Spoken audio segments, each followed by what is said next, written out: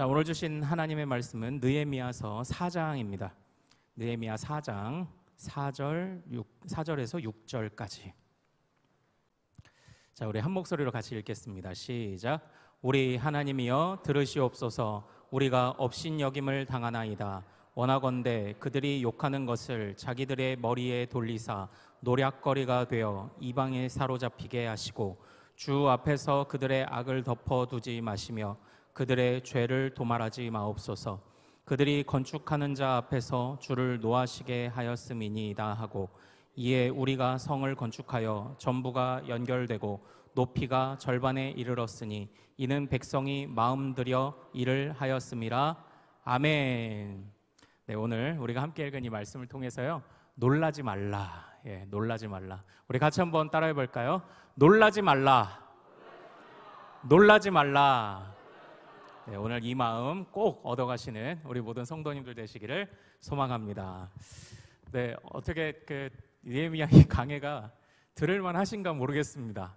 그런데 제가 바라는 게 있어요. 제가 이전에 그런 말씀을 드렸죠. 저한테 전적으로 의존적이기만 한 성도들이 되기를 원하지 않습니다. 저는 여러분들에게요, 잠깐의 디딤돌을 놓아드리는 겁니다. 느헤미야서를 제가 이게 다 해서 이제 거의 넉 달을 묵상한 거를 지금 제가 5번에 끝내려다 보니까 오늘도 좀 2장과 4장을 왔다 갔다 할 거예요. 여러분들이 댁에 가셔서 이걸 읽으셔야 됩니다. 네, 메모도 하시고 다 했는데 메모한 것도 읽어보고 하나씩 맞춰보면서 처음부터 끝까지 이걸 앉은 자리에서 정독을 하셔야 됩니다. 그래야 이 말씀이 나의 것이 되죠. 저는 여러분들에게 디딤돌을 놓아드리는 것 뿐이에요. 주님의 말씀의 반석 위에 여러분들도 함께 올라가야 합니다. 바로 또 그런 결단들이 또 아울러 있기를 소망합니다. 자, 우리가 지금 살펴보고 있는 이제 그 느헤미야서, 오늘은 세 번째 시간 그 반대를 직면하는 상황들에 관해서 이제 살펴보려고 합니다. 먼저 이 느헤미야, 제가 자꾸 이제 역사 이야기를 하니까 조금 헷갈리시지는 않을까 좀 모르겠습니다만 어쨌든 한 번은 좀 정리를 해보겠습니다. 제가 주보에도 쓴 글인데요. 네. 그 바벨론으로 포로로 끌려갔던 백성들은 총 1차, 2차, 3차에 의해서 귀환을 했습니다. 그러니까 주전 그 500 제가 파일을 잘못 드렸나 보네요. 이거 말고, 네, 집사님 혹시 잠시만요. 네, 제가 그 PPT 파일을 전달해 드렸는데요. 잠시만요. 제가 잘못 드렸나 봐요. 네, 그냥 설명으로 드리도록 하겠습니다. 자, 1차, 2차, 3차에 의해서 이제 포로 귀환이 이루어졌습니다. 그런데요, 그 1차는 주전 586년에 망한 지 그 뒤로 몇십 년의 시간이 지난 538년에 처음 그때에 그 수룹바벨과 예수아라는 사람들이 그 백성들을 이끌고 1차 귀환을 했어요. 그리고 그 1차 귀환한 백성들은요, 성전을 건축했습니다. 그리고 나서 그 뒤로 약 한 80년 정도가 흐른 뒤에 주전 458년에 비로소 에스라가 2차 귀환을 합니다. 그러니까 에스라서가요, 1장부터 에스라가 등장하지는 않아요. 에스라는 7장부터 등장합니다. 그래서요, 앞전에 있었던 이야기를 에스라가 들은 이야기를 기록한 거예요. 에스라는 앞전부터 등장하지는 않아요. 어쨌든 1차 귀환한 백성들은 성전을 건축했고요. 2차로 그리고 귀환했던 에스라는 하나님의 말씀을 세웁니다. 그리고 우리가 살펴보는 바로 이 느헤미야는 주전 445년, 주보에 제가 이제 수요 예배 코너에 기록해 놓은 그거 보시면 됩니다. 그때에 느헤미야가 3차 귀환을 이끌어 왔어요. 이때는 성벽을 건축합니다. 그런데 말씀드렸던 것처럼 특별한 것은 무엇이냐면 이 느헤미야가 평신도였다는 겁니다. 하나님을 사랑하고 헌신하고 주의 나라를 세우는 데에 교역자나 제사장 출신이나 아무 평신도나 아무 상관이 없어요. 모두가 다 뛰어들고 있는 겁니다. 지금 이런 구도로 우리가 보고 있어요. 그런데 그들이 귀환을 1차, 2차, 3차 나눠서 귀환할 때 이 내용은 이제 주보에 없는데 그때에 정말 참 하나님의 은혜가 임했던 것이 뭐냐면요, 1차, 2차, 3차 때마다 나름대로 그들이 그 바벨론, 페르시아에서 혜택을 입어요. 그래서 성전 건축 재료를 다 지원을 받기도 하고요, 성벽 건축 재료를 다 지원을 받기도 합니다. 그리고요, 또 조세, 조공 아니면 통행세를 면제받기도 합니다. 정말 하나님이 하나하나 세밀하게 또 그것을 확증하는 확인 조서까지도 찍어서 그걸 다 들려서 보내는 겁니다. 정말 하나님이 완벽하게 모든 것을 다 갖추시고 이제 출발하도록 그렇게 명하신 거예요. 그러나 모든 것이 완벽해 보이는 가운데 안타까운 또 하나의 공통점이 있어요. 그게 뭐냐면 바로 반대자들이 나타났다는 게 이게 공통점입니다. 1차 때는요, 그 성전을 건축할 때는 우리가 이제 주일에 장차 살펴보게 되겠죠. 북쪽에 있는 사마리아 사람들이 와서 방해를 합니다. 에스라 제사장이 하나님의 말씀을 세우고자 할 때는요, 갑자기 이방 여인들하고 막 결혼하면서 말씀을 방해합니다. 그리고 오늘 우리가 이 살펴보게 되는 이 느헤미야서에서도 바로 이 반대자들이 나타나요. 그 반대자들이 누구냐? 느헤미야에게 찾아온 반대를 한번 봅시다. 우리 느헤미야 4장 우리 1절과 3절 같이 읽어보겠습니다. 자, 시작. 산발랏이 우리가 성을 건축한다 함을 듣고 크게 분노하여 유다 사람들을 비웃으며 3절 암몬 사람 도비아는 곁에 있다가 이르되 그들이 건축하는 돌 성벽은 여우가 올라가도 곧 무너지리라 하더라. 느헤미야가 만났던 첫 번째 반대는 조롱하는 자들이 나타났다는 겁니다. 산발락과 도비아라는 사람이 나타나서 조롱하기 시작을 하는 거예요. 야, 니네들이 싸우면 얼마나 싸울 수 있겠어. 그거 여우가 올라가도 무너질걸? 이렇게 이야기를 해요. 그런데 사실 그렇게 조롱할 만한 것이 뭐냐면 진짜 성벽에 아무것도 남아있지 않았거든요. 아무것도 남아있지 않았어요. 그런 상황에서 이런 조롱이 됩니다. 그리고 또 우리 4장 8절 한번 같이 읽어보겠습니다. 자, 시작. 다 함께 꾀하기를 예루살렘으로 가서 치고 그곳을 요란하게 하자 하기로, 이렇게 돼 있죠. 그러니까 산발락과 도비아가 1단계는 조롱을 합니다. 왜 요즘도 우리 언론 플레이해서 이게 입으로들 먼저 자극하는 거 이거 먼저 하잖아요. 그리고 나서 이제 액션을 취하죠. 마찬가지로 이 산발락과 도비아가 이제는 그들을 치러 가겠다고 선언을 합니다. 그러니까 지금 느헤미야에게는 이 산발락과 도비아라는 사람으로 대표되는 그런 문제점들이 지금 드러나고 있었던 거예요. 자, 그런데요, 우리가 이 성경에 있는 뭐 에스라도 그렇고 아니면 그 이전에 1차 귀환할 때 수룹바벨과 예수아도 그렇고 또 지금 느헤미야도 그렇고 이런 반대는 왜 일어나는 걸까요? 이런 반대는 왜 일어나는 겁니까?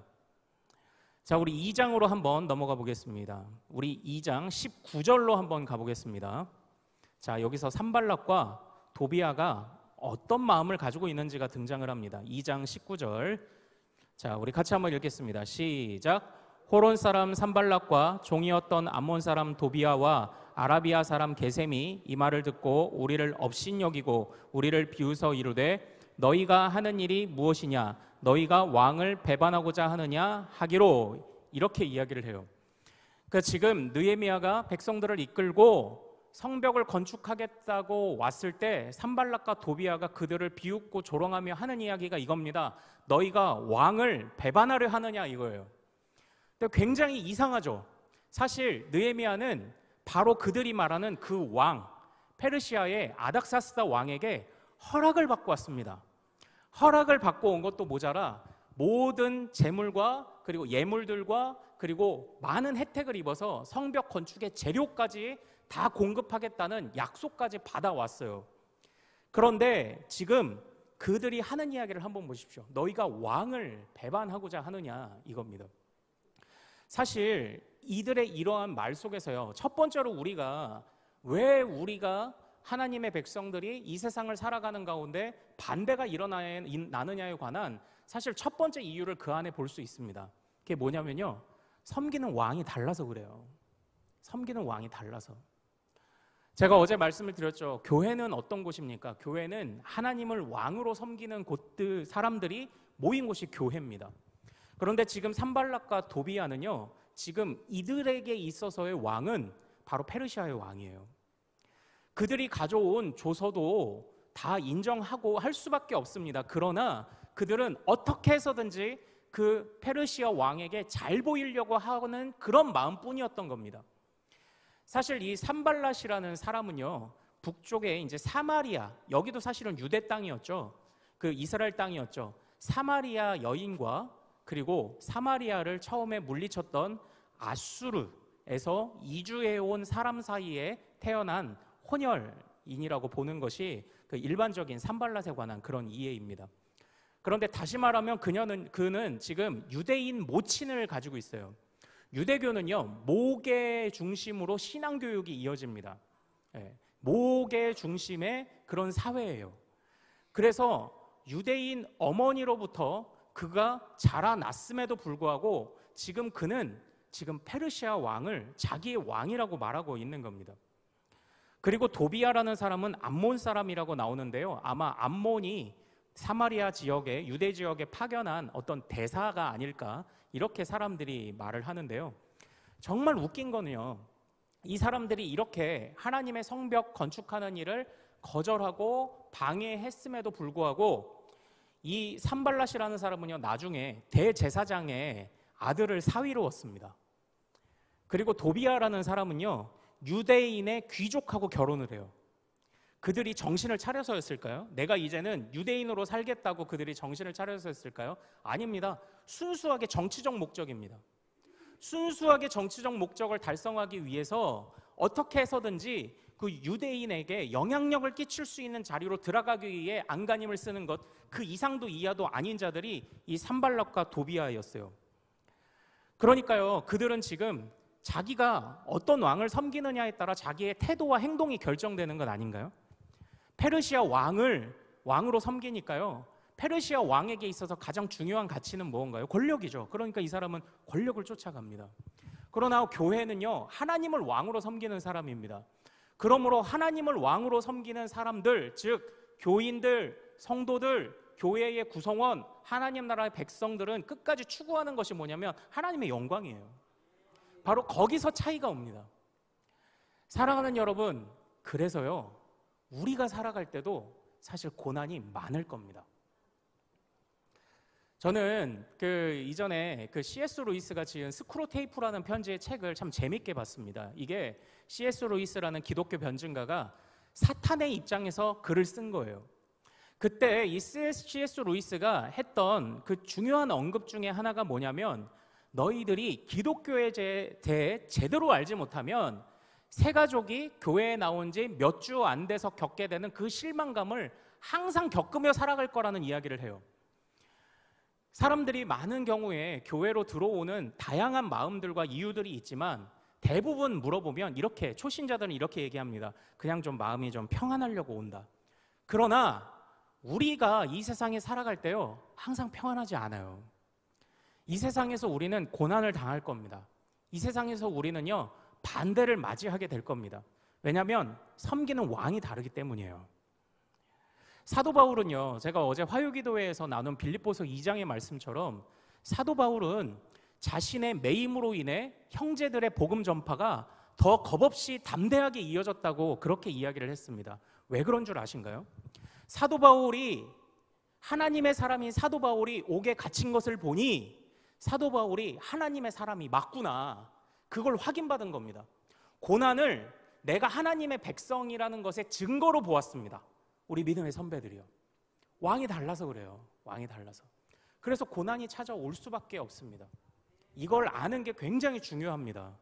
안 그러면 우리도 그냥 소위 말하는, 세상에 말하는 그냥 좀 마음 편하게 살려고 하는 그런 사람들 틈바구니에서 우리도 똑같이 실망을 겪어요. 그러나 사랑하는 여러분, 분명하게 알고 계십시오. 우리는 다른 왕을 섬기고 있습니다. 그래서 우리에게는 고난이 올 거예요. 자, 그러나 이런 고난이 올 때 주님은요, 그냥 단순히 그 고난 가운데 우리를 괴롭게 내버려 두시도록 그렇게 놔두시는 분이 아니에요. 이제는 이게 중요하겠죠.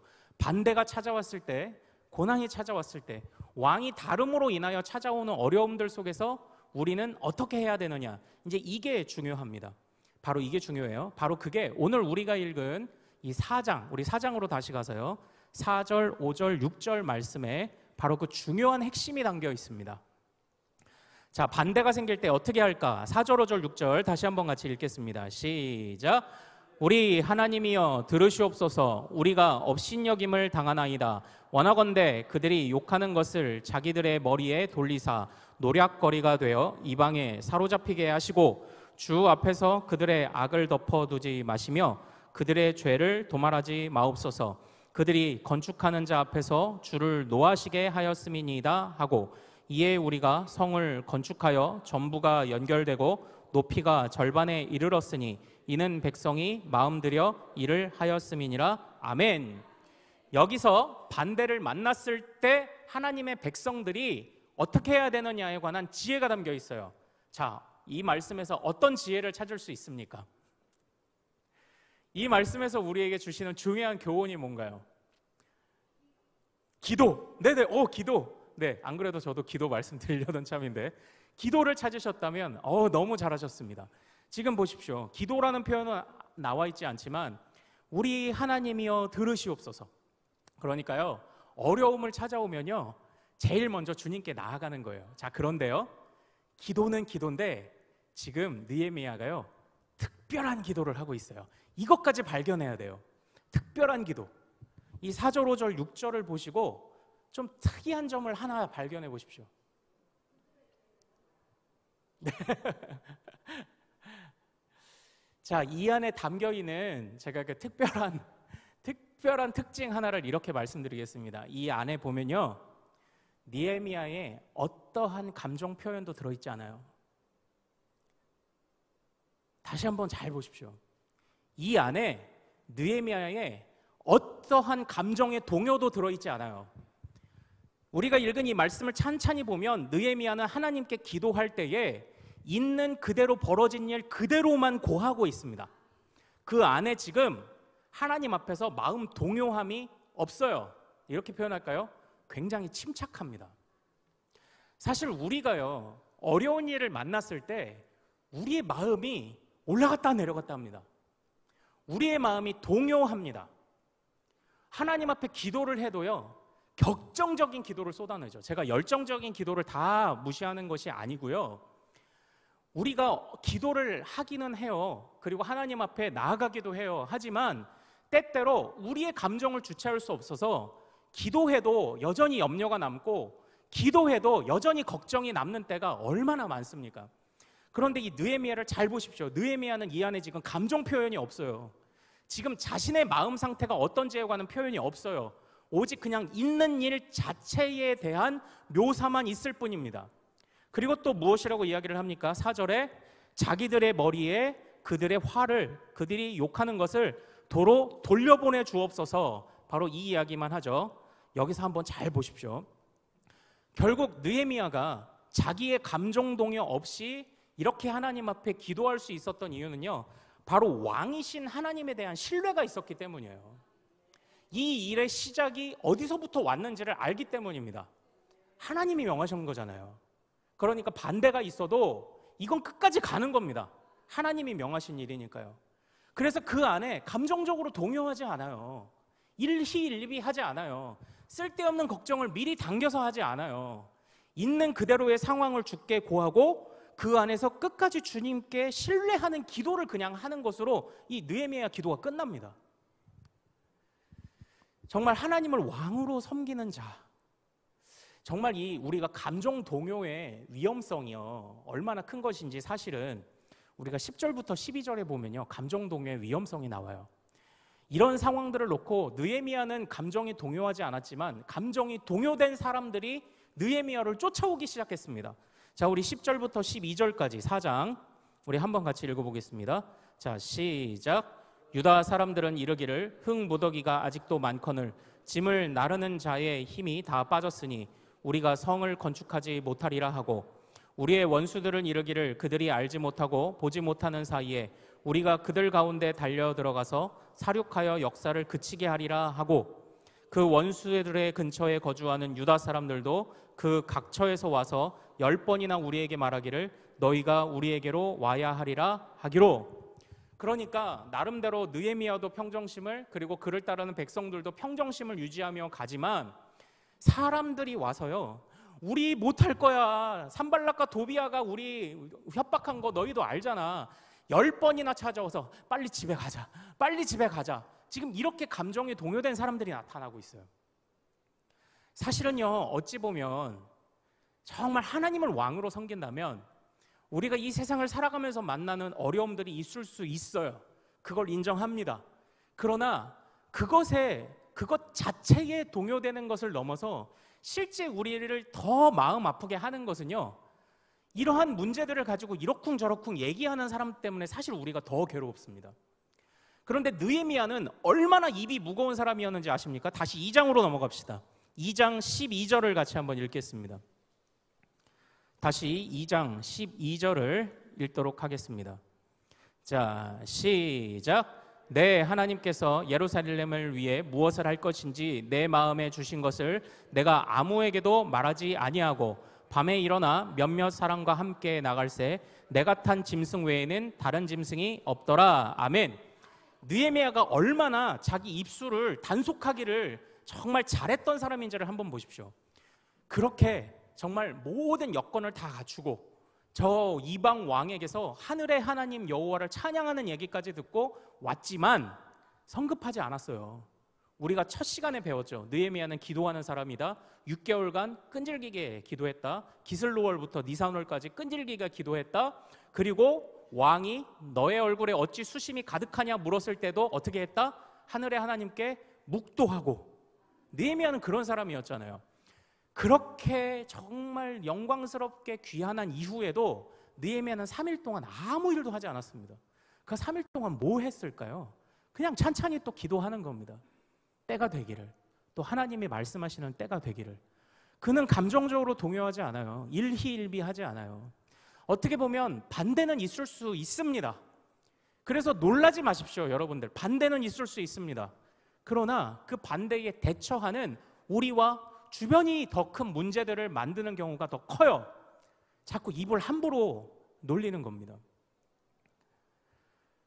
그는 3일 동안 아무에게도 말하지 않았습니다. 그리고 나서 우리 13절 읽어봅시다. 2장 13절. 자, 시작. 그 밤에 골짜기 문으로 나가서 용정으로 분문에 이르는 동안에 보니 예루살렘 성벽이 다 무너졌고 성문은 불탔더라. 아멘. 이렇게 돼 있죠. 여기서 그 3일간의 침묵을 깨고 제일 먼저 나가서 느헤미야가 했던 곳이 분문이라는 곳을 살펴보는 겁니다. 그 이스라엘 그 성읍, 예루살렘 성읍은요, 그 성 위에 거의 북쪽으로 해서 이제 성전이 있고 남쪽에 이제 그 다윗 성이 이렇게 있는데요. 그곳마다 몇 개의 문이 있어요. 성전에는 양의 그 제물을 출입하는 양의 문, 이제 이런 것들 들어보셨죠? 분문은 말 그대로 오물과 쓰레기를 처리하는 문이 분문입니다. 그런데 양의 문은 북쪽에 있고요, 분문은 남쪽에 있어요. 그런데 지금 느헤미야가 예루살렘에 도착해서 분문을 향하여 걸어간 겁니다. 이것을 두고 학자들은 어떻게 이 부분을 해석을 하냐면요, 남쪽은 다윗 성이 위치한 곳이라는 겁니다. 즉 느헤미야는 남쪽을 걸으며 다윗을 자꾸 생각하는 겁니다. 정확하게 말하면 다윗에게 내가 너에게 영원한 왕위를 주고 너의 가문을 견고하게 하겠다는 하나님의 약속을 기억하며 남쪽에 다윗 성이 있었던 곳부터 돌아보기 시작하는 겁니다. 그래서요, 분문은 남쪽에 있고요, 그리고 14절에 나오는 샘문은 남동쪽에 있어요. 그래서 남쪽으로부터 동쪽으로 이렇게 한 바퀴 도는 거죠. 그러면서 기도하는 겁니다.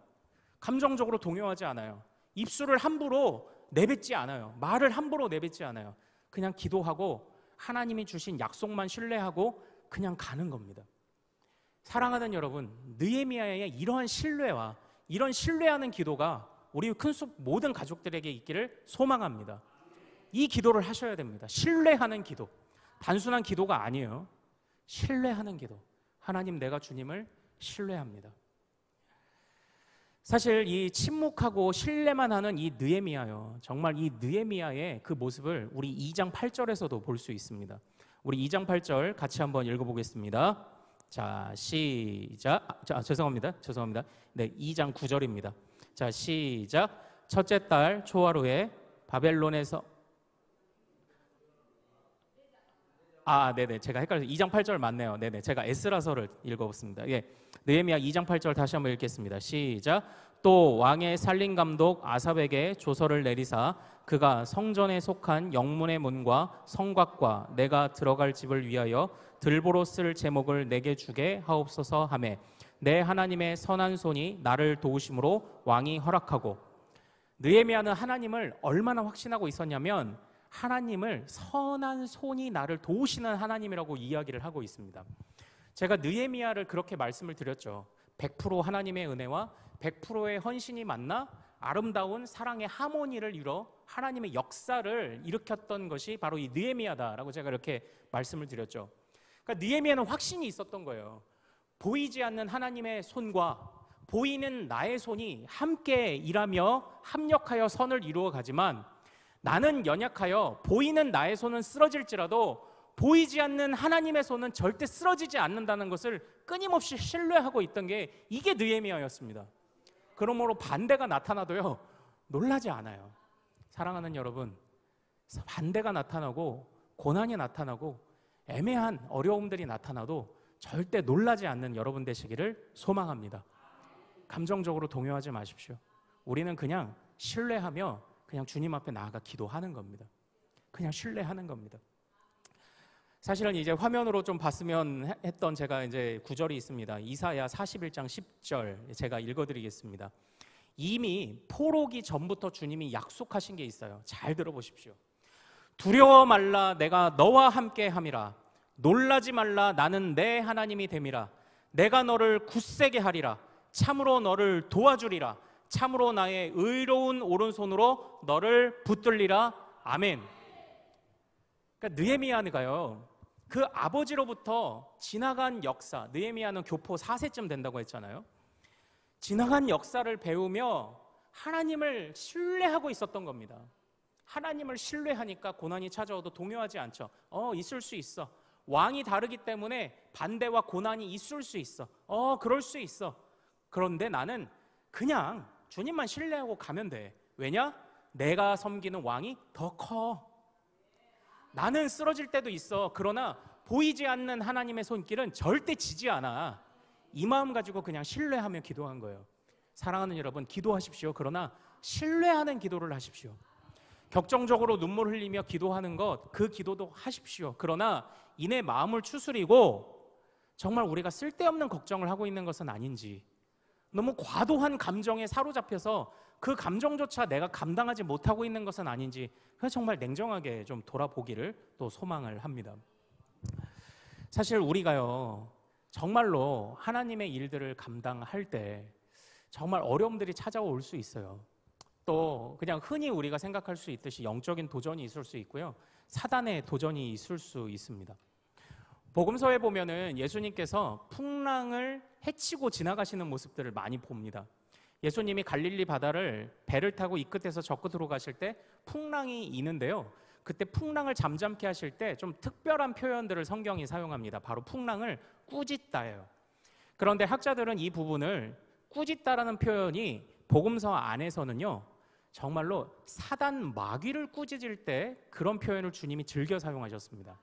그래서 풍랑이 일었다라는 것을 어떻게 해석을 하냐면, 예수님이 가는 곳마다 하나님 나라가 열리고 복음이 전파되니까 사단이 그것을 방해하기 위해 예수님이 타고 계신 배를 뒤집기 위해 풍랑을 일으키고 있는 것으로 학자들이 이해를 해요.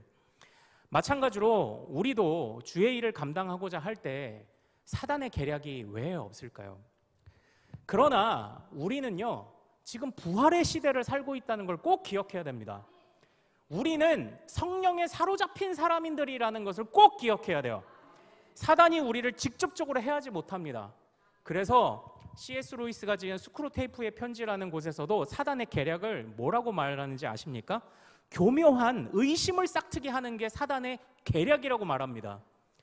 부활의 사람, 부활을 경험한 성령이 내주하는 우리들을 귀신이, 사단 마귀가 직접 치지 못해요. 그러니까 덫을 놓는 방법으로 교묘하게 다가온다라고 그렇게 이해를 하고 있어요. 교묘한 마귀는 그렇게 의심과 걱정, 두려움의 덫을 놓습니다. 하나님을 신뢰하지 못하게 만듭니다. 걱정을 미리 당겨서 하도록 만듭니다. 근데 저는요, 이게 걱정과 걱정이 많으신 분들에게 그렇게 말씀을 합니다. 집사님, 걱정해서 해결될 것 같으면 걱정을 하세요. 그런데 걱정해서 해결될 것 같지 않으면 기도만 하세요. 제가 이렇게 권면을 합니다. 걱정해서 해결되는 건 없거든요. 오히려 하나님을 신뢰하는 기도가 새로운 역사를 만들어내는 줄로 믿으시길 소망합니다. 정말요, 이후에 느헤미야는요, 정말 하나님을 신뢰하고요, 신뢰하는 기도를 하니까요, 기도만 하고 끝나지 않아요. 하나님의 은혜 100%, 그리고 나의 헌신 100%라고 했죠. 그래서 느헤미야는 그냥 묵묵하게 자신의 할 일을 그냥 합니다. 내부적으로도 동요가 일어나서 정말로 많은 사람들이 와서 마음을 뒤집어 놓는 때가 많지만 그냥 묵묵하게 그 일을 합니다. 그래서 4장 9절로 한번 가보겠습니다. 4장 9절, 느헤미야가 어떻게 일하는지 한번 보십시오. 4장 9절, 우리 같이 한번 읽어보겠습니다. 시작. 우리가 우리 하나님께 기도하며 그들로 말미암아 파수꾼을 두어 주야로 방비하는데, 이렇게 돼 있죠.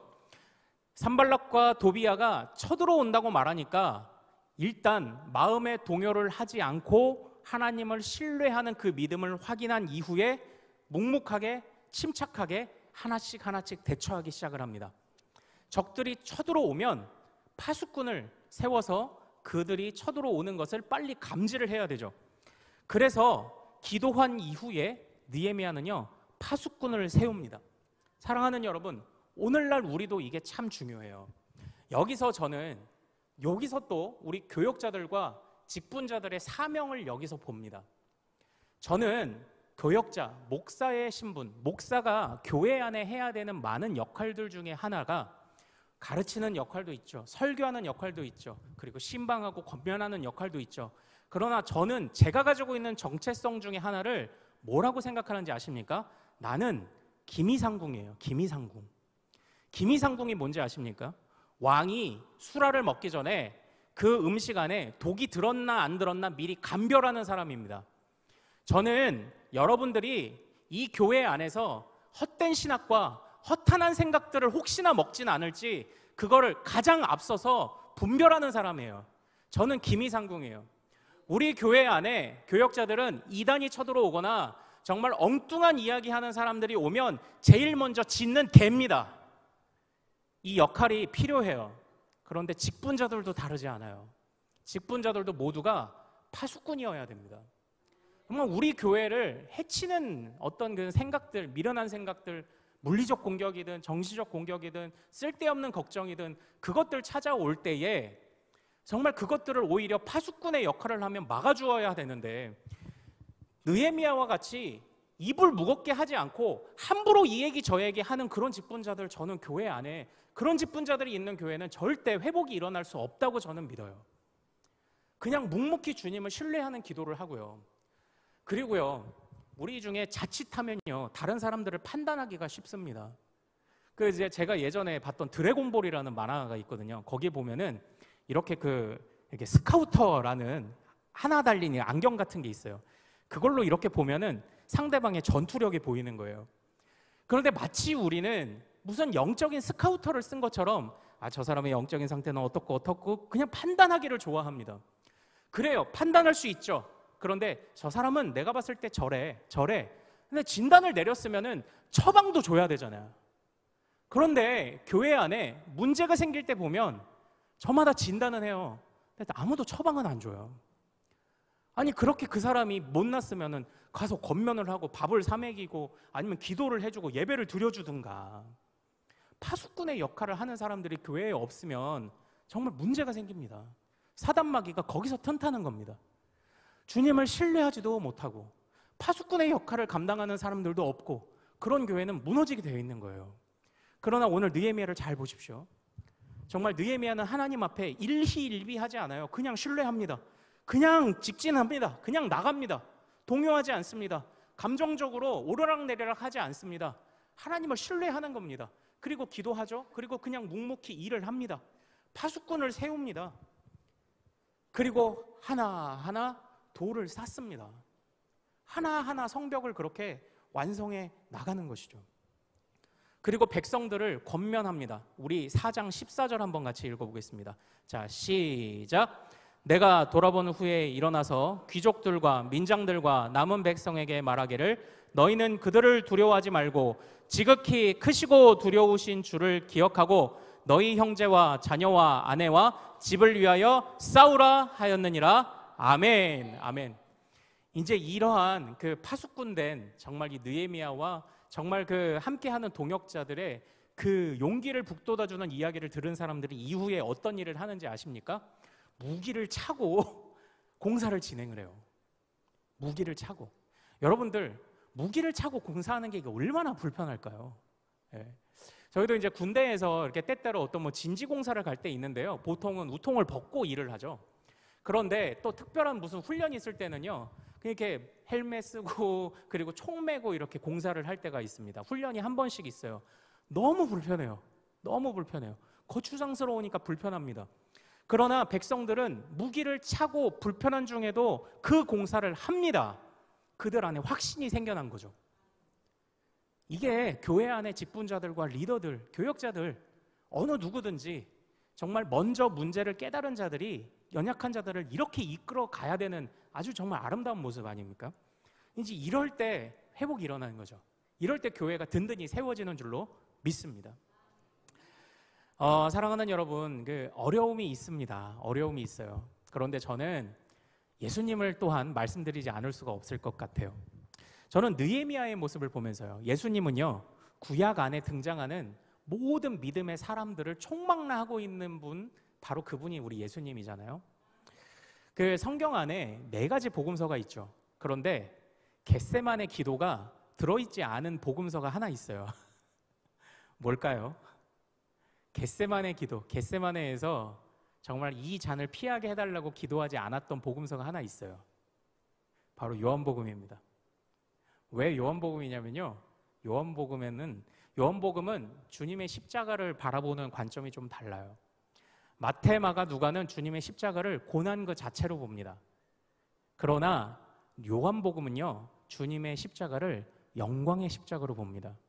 그렇기 때문에 주님이 잠시 연약한 것처럼 보이는 바로 그 주여 이 잔을 피할 수만 있다면 피하게 하옵소서라는 기도조차 담지 않은 게 요한복음이에요.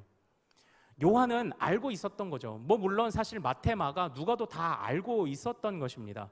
주님이 고난 끝에 영광 받으실 것을 알고 있었던 것입니다. 그러므로 우리가 이 세상에서 살아가면서 다가오는 그런 고난들을 부활하신 주님을 만난 이후에 제자들이 더 이상 두려워하지 않아요. 담대하게 나가죠. 복음 들고 담대하게 나아가는 겁니다. 왜냐하면 영광의 길이 기다리고 있기 때문이에요. 어제요, 이제 우리의 대적, 8시 20분에 진행된 아시안게임 축구 어떻게 댁에 가셔서 후반전은 보셨나 모르겠어요. 저는 이제 오늘 아침에 이제 그 하이라이트를 한번 좀 봤는데요, 편안한 마음으로 봤습니다. 이게 본방송, 생방송이라고 하면요, 저는 약간 좀 두근두근한 마음으로 항상 그걸 보게 돼요. 왜냐하면 지면 어떡하지 이런 생각에서. 근데 제가 오늘 아침에 그 하이라이트를 볼 때는 편안한 마음으로, 왜 편한 마음으로 봤을까요? 결과를 알기 때문이죠. 결과를 아는 사람은 편안한 마음으로 살아갑니다. 사랑하는 여러분, 하나님이 우리에게 원하시는 하나님의 백성이 가져야 하는 마음이 바로 그런 마음입니다. 우리는 우리의 결과를 알죠. 반대가 있고요, 고난이 찾아올 수 있습니다. 그러나 우리는 그럼에도 불구하고 결과를 압니다. 부활, 영생, 소망, 승리. 하나님의 나라의 극치를 보게 되는 것, 온 땅이 회복되고 치료되는 것. 그러므로 잠깐 있는 고난은 우리가 그렇게 신경 쓸 대상이 아니라는 겁니다. 반대가 있어도 그냥 묵묵히 신뢰하고 할 일하며 나아가는 거죠. 입을 단속하고 기도하며 영적으로 진단을 내렸다면 하나님 앞에 처방도 주시기를 함께 구하는 거죠. 반대는 이렇게 극복하는 겁니다. 그러므로 사랑하는 여러분, 오늘 설교의 제목처럼 같이 한번 따라해 봅시다. 놀라지 말라. 내 영혼아, 놀라지 말라. 놀라지 않으시는 우리 모든 성도님들 되시기를 소망합니다. 이제 마지막 말씀만 드리고 마칠게요. 예루살렘이 함락된 지 140년 동안 그들은 성벽이 없는 채로 살았습니다. 그러나 하나님 앞에 신뢰하고 입술을 단속하고 묵묵히 자기 일을 감당했던 느헤미야가 도착한 뒤에 52일 만에 성벽이 완공됐습니다. 하나님의 역사는요, 바른 길로 가기만 하면 더딘 것 같아도 그것이 가장 빠른 지름길임을 믿으시길 소망합니다. 더디 가는 것 같아도 주님과 함께 가면 반드시 그 일을 성취하는 줄로 믿으시길 소망합니다. 더디 가는 것 같아도 함께 가야 하고요, 더디 가는 것 같아도 바른 길을 가야 합니다. 바로 이것이 반대를 이기는 유일한 길인 줄로 믿으시길 소망합니다. 사랑하는 여러분, 놀라지 맙시다. 두려워하지 맙시다. 주님을 신뢰함으로 묵묵히 하나님 나라의 도를 하나하나 쌓아가는 우리 믿음의 성도들, 또 우리 큰숙교회에게 맡기신 정말 그 하나님의 역사의 그 도를 하나하나 묵묵히 쌓아가는 우리 귀한 성도님들 되시기를 소망합니다. 우리 찬양하고 기도하죠. 아무것도 두려워 말라.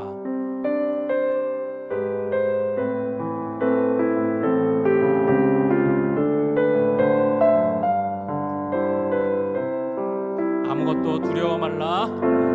아무것도 두려워 말라.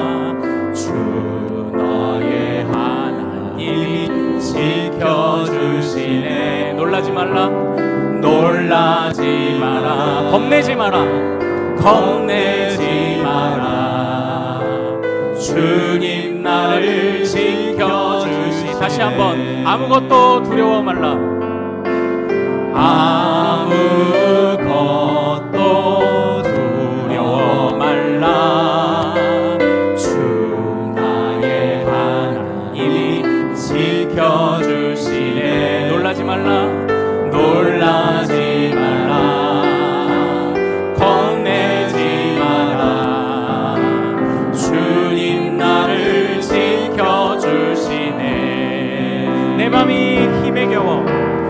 내 맘이 힘에 겨워 지칠지라도 주님 나를 지켜주시네.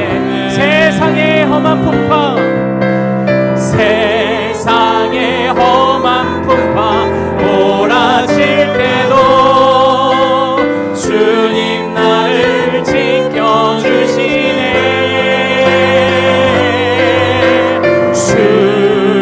주님은 나의 산성,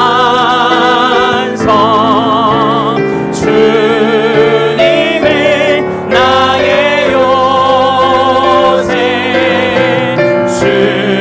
주님은 나의 소망, 나의 힘이 되신 여호와.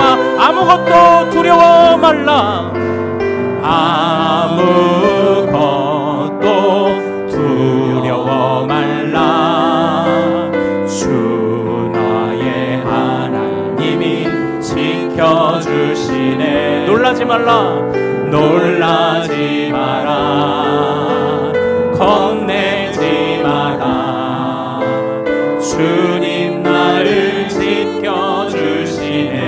내 맘이 힘에 겨워. 내 맘이 힘에 겨워 지칠지라도 주님 나를 지켜주시네. 세상의 험한 풍파, 세상의 험한 풍파 몰아칠 때도 주님 나를 지켜주시네.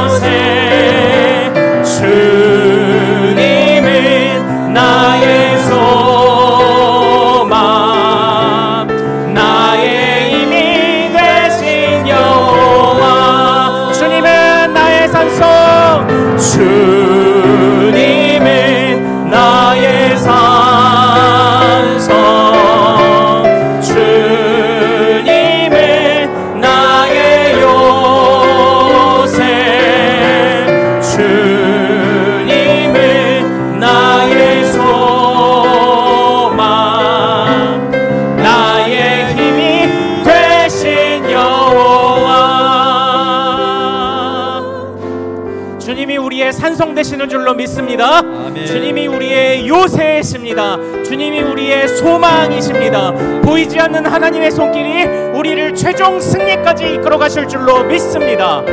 우리 이 말씀을 신뢰하는 기도로 나아갑시다. 사랑하는 여러분, 놀라지 마십시오. 반대는 있을 수 있습니다. 주님을 왕으로 섬기지 않은 자들이 이 세상에 가득해서 반대는 있을 수 있습니다. 그러나 어떤 왕이 가장 승리하는 왕이고 가장 능하신 왕이십니까? 보이지 않는 하나님의 그 손길이 최종 승리하는 우리 왕의 손길인 줄로 믿으시길 소망합니다. 우리가 해야 할 일은 입술을 단속하고 감정이 동요되지 않으며 그저 묵묵히 신뢰하며 묵묵히 기도하고 묵묵히 오늘 나에게 맡기신 일을 그저 하나하나 정말 성벽을 쌓고 돌을 쌓는 마음으로 하나하나 해나가는 것, 그것만이 반대를 이기는 유일한 길인 줄로 믿으시길 소망합니다. 주여, 우리의 마음이 상처받지 않고 꺾이지 않도록 도와주옵소서. 함부로 다른 사람을 판단도 하지 않도록 도와주옵소서. 우리 교회 안에 모두가 파수꾼으로 살아가게 하옵소서. 그리하여 회복이 되는 우리 교회 되도록, 이 한국교회 되도록 인도해달라고 우리 주여 이름 크게 한번 부르고 같이 기도합니다. 주여.